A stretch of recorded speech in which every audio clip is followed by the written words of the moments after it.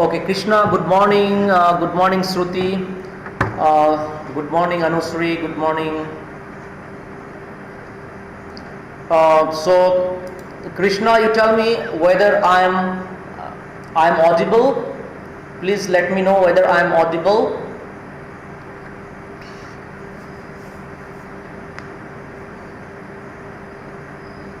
Good morning, Aryant. Good morning, Pranay. Good morning, Harshal. Yeah, it's become good afternoon now. Yeah, exactly. Good afternoon. Good afternoon, all of you. Good day.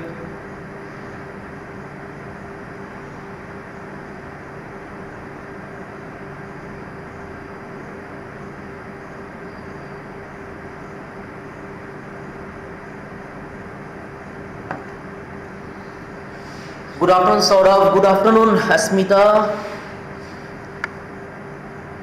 Okay. So let me begin, dear students. No Men Are Foreign by James Kirkhope. Behive, poem number 6. So in the last class we continued, but due to a network issue we couldn't continue with this lesson. With this poem, it's a very small poem, therefore I would like to repeat the entire poem from the very beginning, so that those who have missed out in the last class can make up for the loss. Okay, so I'm going to start afresh from the very beginning. Okay, No Men Are Foreign by James Kirkhope. Okay,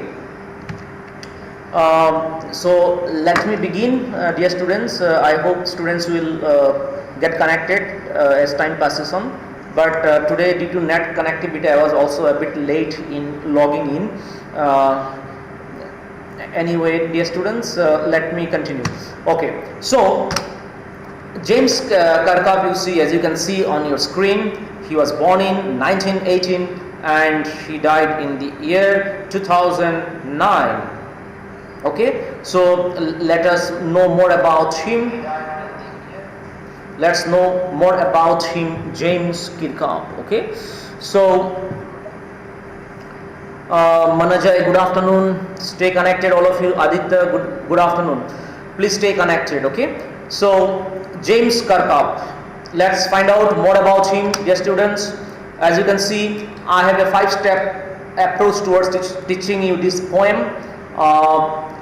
So first will be author biography, which will be followed by the explanation of the theme, and then I shall focus on stanza-wise explanation.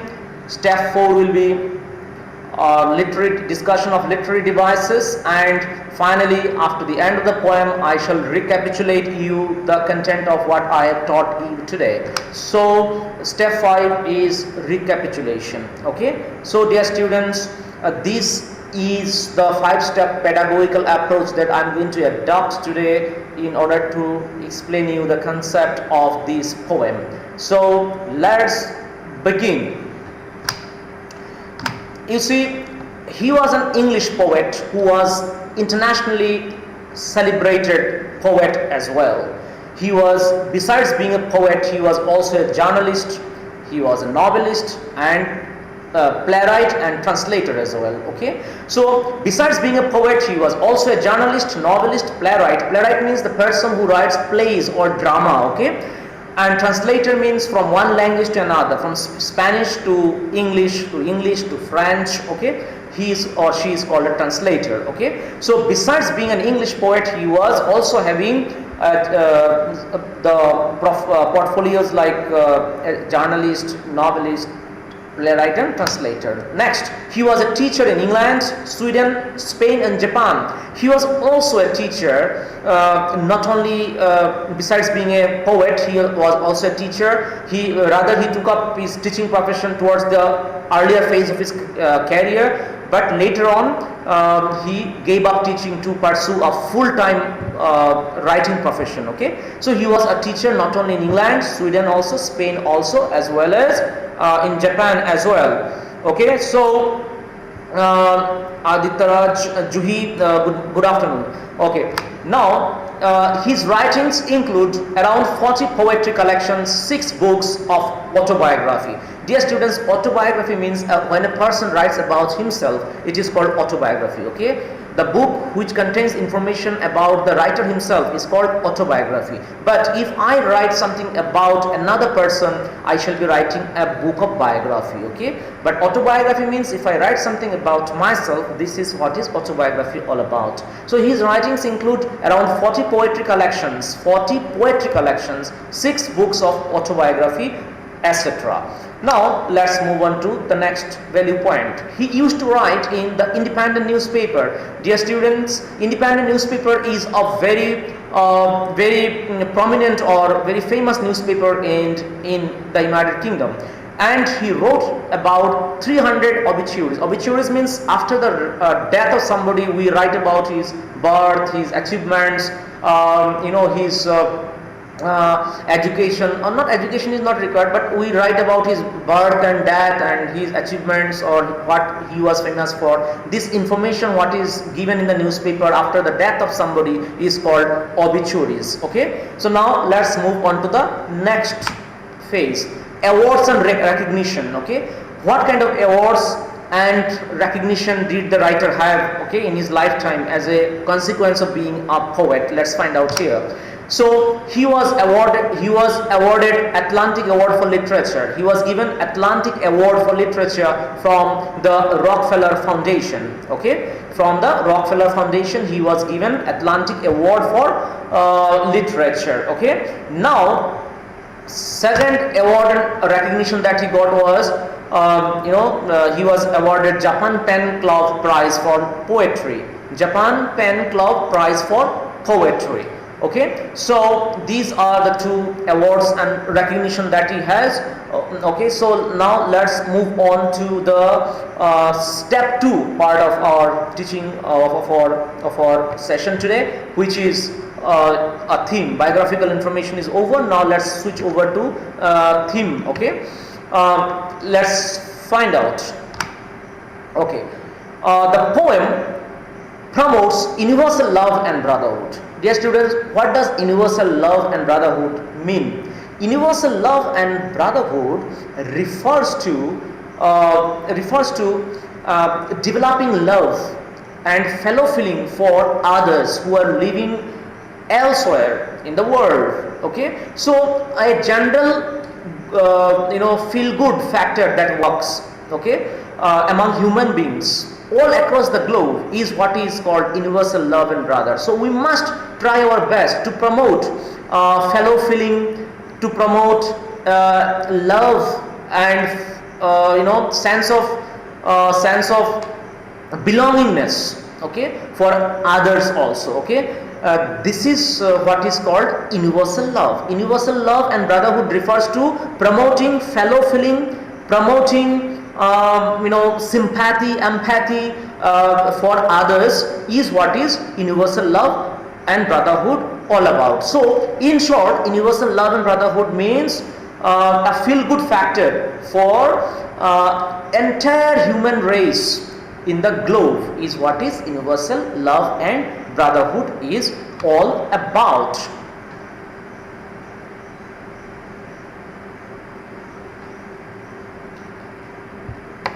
Good morning, good afternoon, Vaibhav. Good afternoon.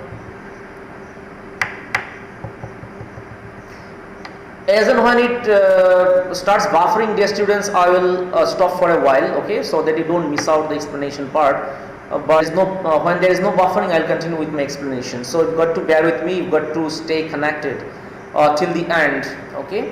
Yes, now it's not buffering, it's still buffering from my end. So as and when the buffering starts, my explanation, okay. So you hang on, don't leave.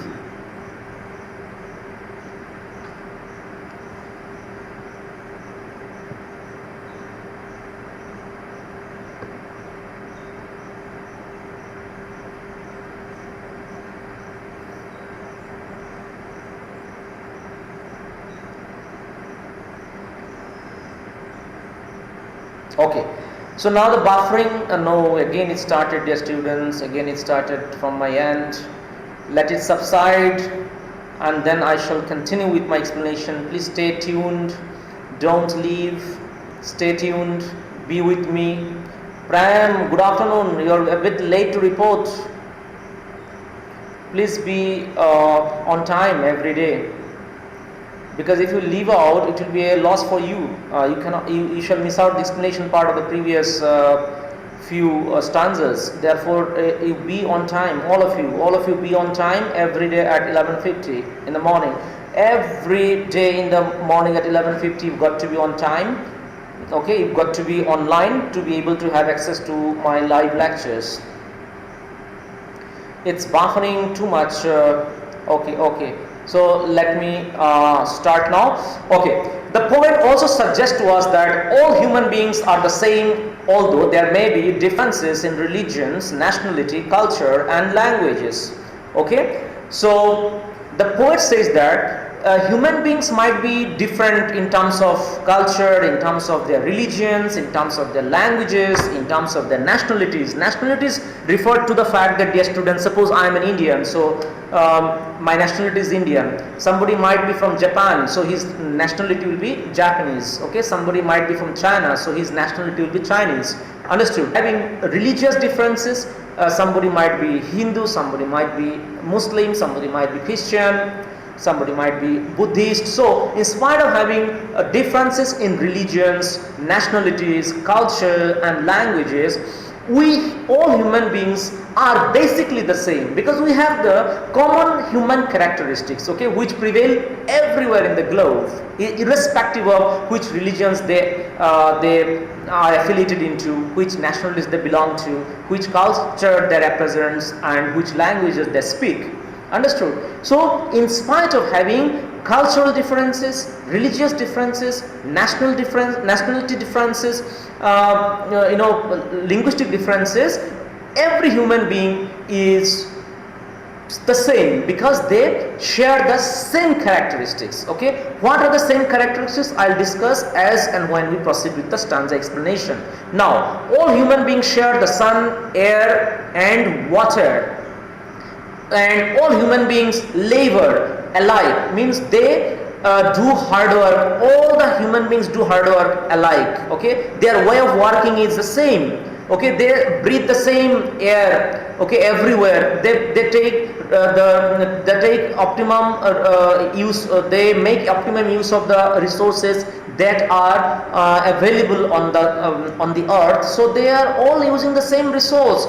They also do hard work alike. They prosper in peace and suffer during war. Okay, it means when there is peaceful situation in the country, in the world, they also thrive, they also prosper. But when there is a warlike situation, they suffer. Okay.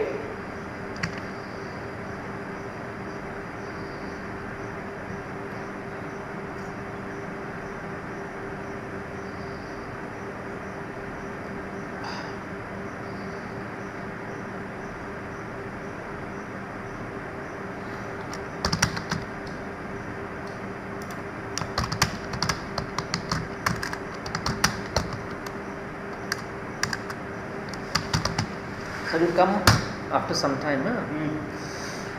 So is it okay now?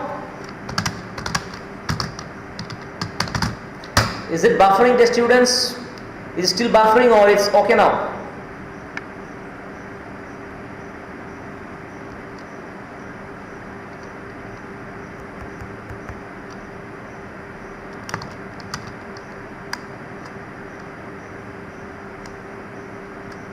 Okay, thank you Manager, it's clear now, I can continue.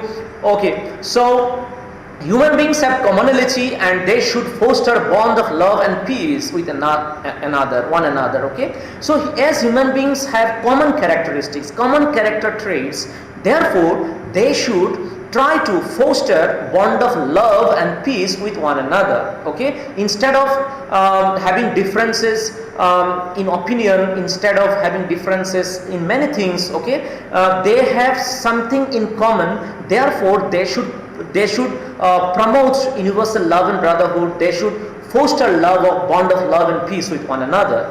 And lastly, the poet says, when we wage a war against a country, we pollute the environment and harm ourselves in the process. Whenever we are engaged in a war-like situation, okay, we tend to cause harms to ourselves only, because in the process of being involved in the war, we pollute the entire environment, we pollute the entire ecosystem of the process. We harm or create differences among human beings, not to indulge in any kind of violence or indulge in any kind of war. Then it comes back to us. It has a boomerang effect on us. Boomerang effect means if we do something, it comes back to us, then it is called boomerang effect. Okay, so whenever we are indulged in or involved in war with another country, it comes back to us. It has a boomerang effect on us. So it has a lot of casualties in the form of human lives, as well as property, as well as a great loss to the environment. Okay, we tend to disturb the entire ecosystem of the environment. Therefore, we should desist from being involved in war. Okay. Okay. So, dear students, as and when the buffering stops, let me know so that I continue with my explanation. And in the meantime, I'll keep giving you the running commentary.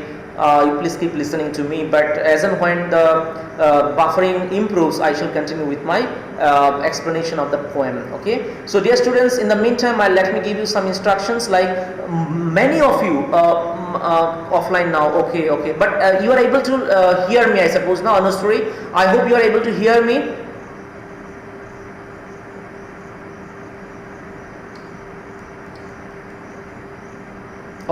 Okay, thank you, Prem. You are able to hear me, so let me give you instructions. Many of you, dear students, haven't uploaded in my website the lesson updation status. Okay, you've got to update the PDF file of your lesson notes.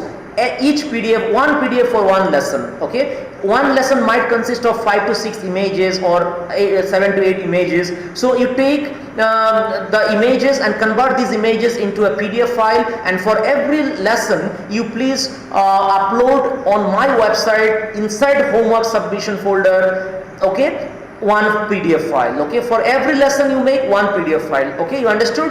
And then inside the homework submission you make a folder of your name, and inside that folder only you upload, so that it will be easier for me to find out who has submitted, who hasn't submitted. Understood? And you please rename your PDF file in the name of the lesson. Okay, suppose you are updating No Men Are Foreign lesson, so you rename the PDF file No Men Are Foreign, so that I am able to understand which are the chapters you have already finished updating. Okay, understood, dear students? So please do update the lesson notes on a regular basis. Okay.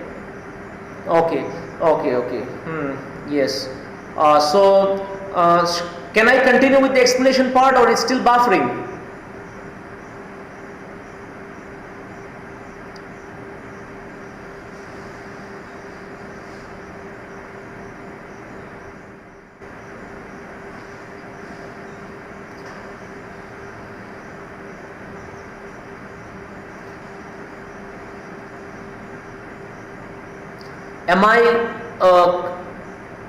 Am I visible, dear students? Let me know first. Am I visible? Audio is clear? Okay, not video. Okay, yes sir, continue. So let me continue a little bit. Okay, thank you, Shruti.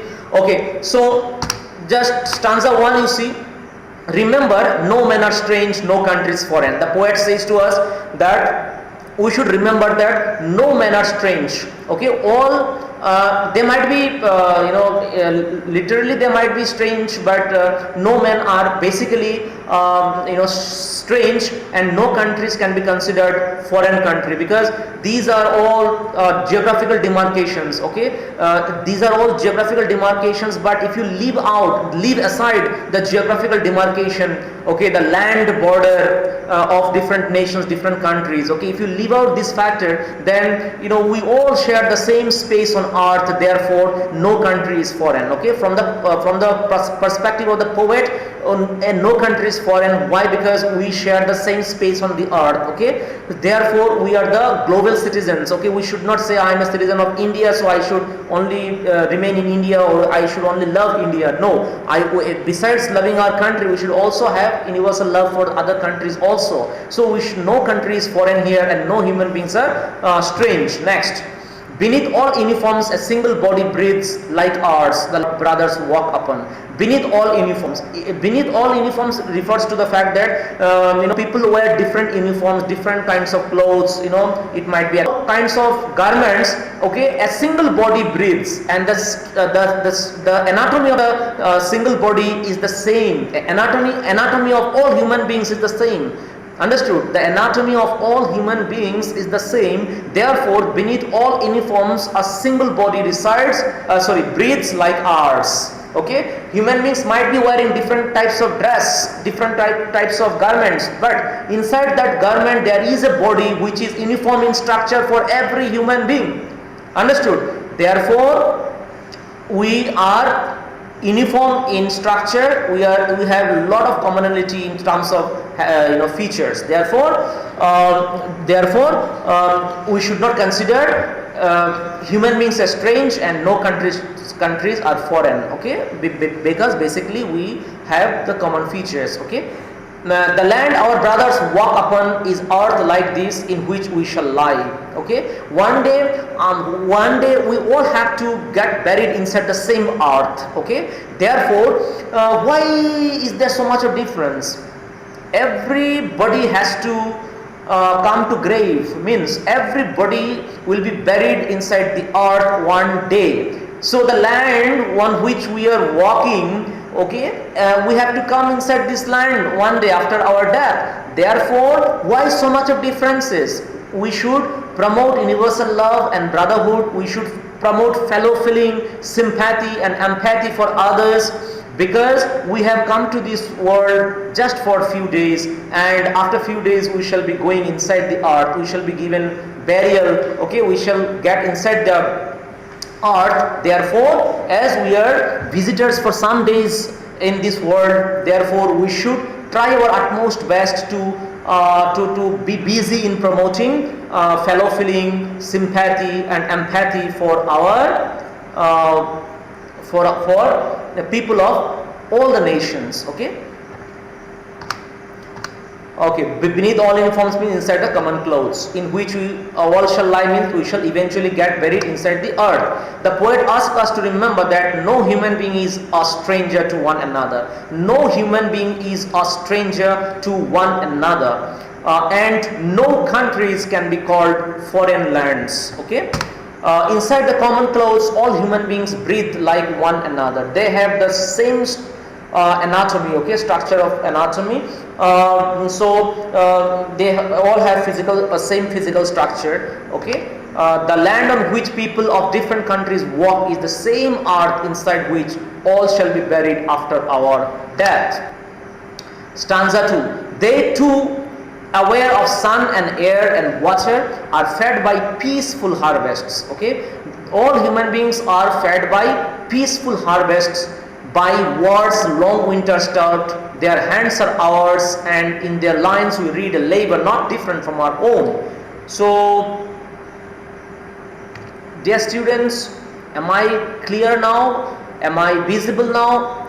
Can I continue the explanation of stanza 2, because stanza 2 is a bit difficult, so I would like to continue only if there is no buffering from your end. I think I should continue, dear students, now.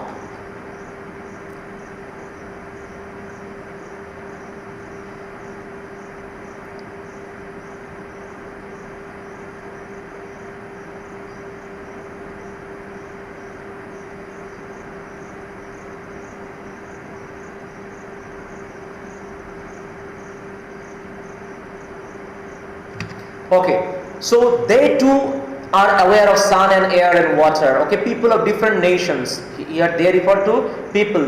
People in general, the human race taken together. The entire human race are aware of sun and air and water. They are fed by peaceful harvest, means when there is peaceful situation prevailing in the country, or in the world, when the peaceful situation prevails in the world, then we enjoy the harvest. We enjoy the harvest means we also live peacefully. Understood? We also have we can also take food peacefully. when there is peaceful situation in the there is a warlike situation, even our food is also affected, okay, because there is a acute crisis of food supply at that time when there is war. Therefore we must try our best to see that peace prevails in our society, okay. Peace prevails in our society, because when there is peace in our society, we can have peaceful harvests, we shall have no crisis of food in our society, there will not be any. Therefore we shall also thrive, okay. When the situation is conducive, then we are able to thrive, okay. Thrive means we are able to grow, but when there is violence, we cannot grow. Therefore the poet says that human race are fed by peaceful harvests, by war's long winter start, okay. Here war has been directly compared to winter. Like in winter season, what happens? Season, what happens? The entire environment become enveloped with snow, okay. The entire atmosphere become covered with snow, okay. So winter has a lazy spell, you can say, lazy spell, and that lazy spell continues till the winter season continues. Understood?